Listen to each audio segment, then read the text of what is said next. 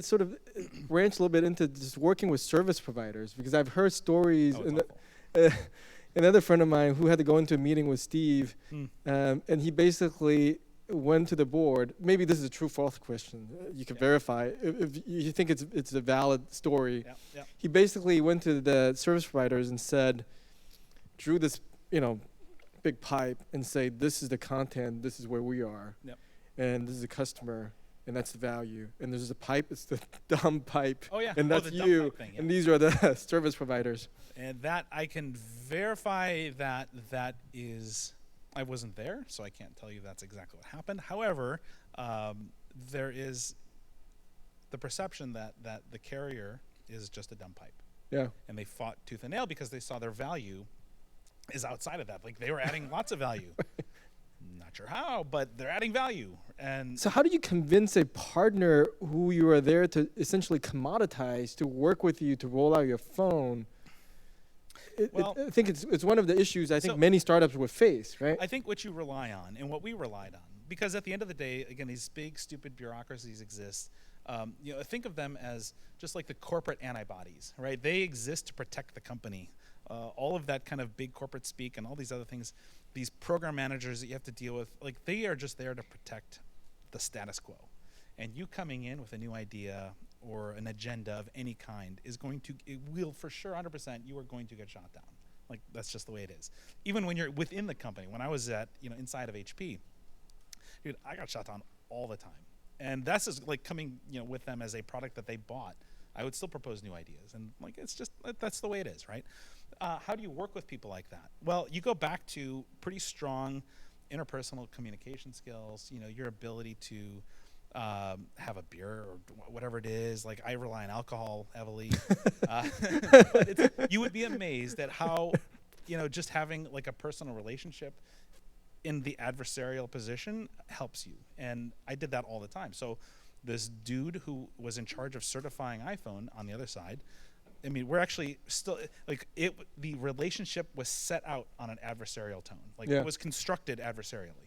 And he and I are still friends on Facebook, and we still talk and just shoot the shit on random stuff. But I think what you have to kind of overcome, like you don't say, my boss wants me to do that. Like, don't blame it on your superiors. You have to just kind of take a different approach. And, again, it took a lot of alcohol. It took a lot of, like, keeping your mouth shut, biting your tongue, letting him say what he's got to say or whatever it is. But it's just like having, being able to overcome that.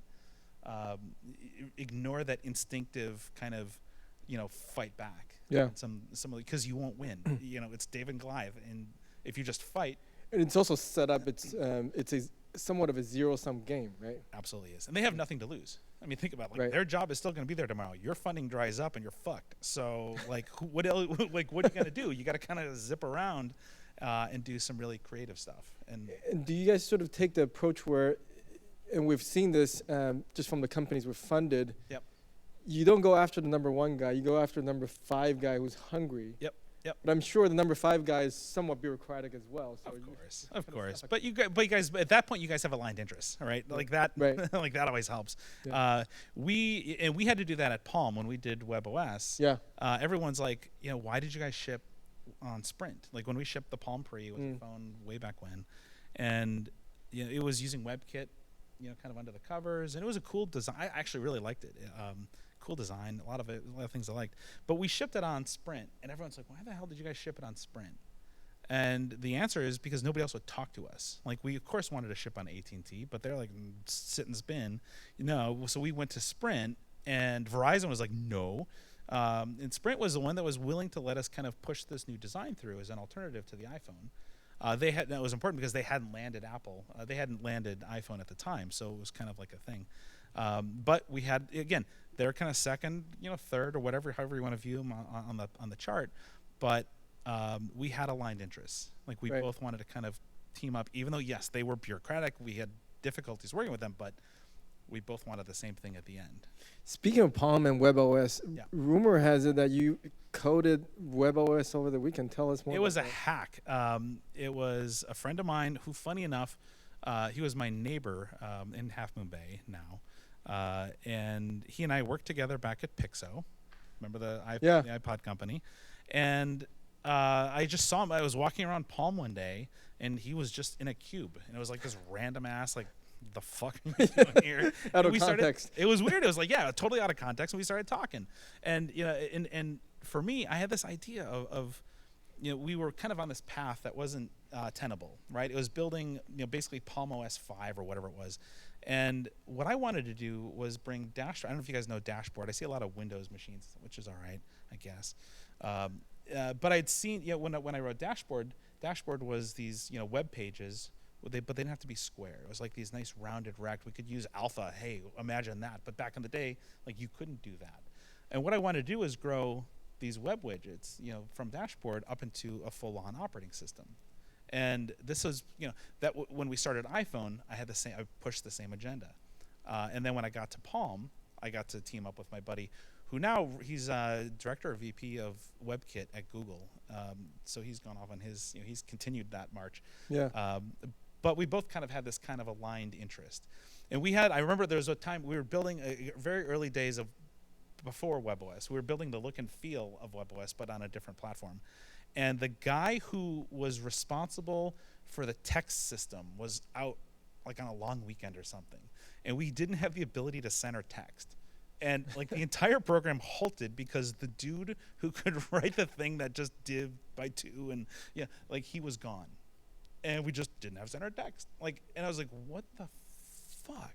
Like, we've been able to do this from the dawn of time. So that's what WebKit come from, which is stand on the shoulders of giants. This goes back to, do we need a custom thing? No. Can we build off of a module that exists? Yes. But then we have to build our separate sauce. What's our secret sauce? Well, Palm had already invested years in doing enterprise grade stuff. We'd written a bunch of code in Java to allow us to talk to enterprise Exchange. Like that was a pretty cool thing. There was a lot of knowledge there.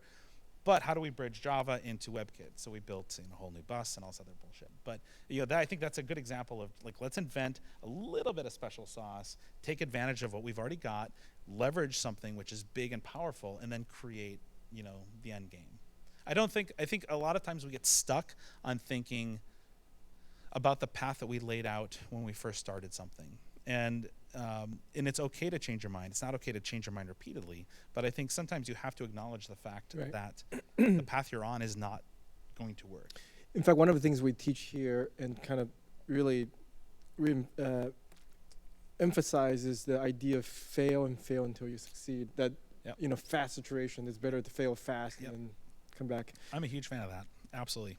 And I failed. I failed so many times, and every time it's not like I can't say I learned my lesson. I learned a thing that didn't work, but again, I'm not trying to solve the same problems over and over again. But I think it's identifying that pattern, right? Of like, this isn't going to work. It's just not working.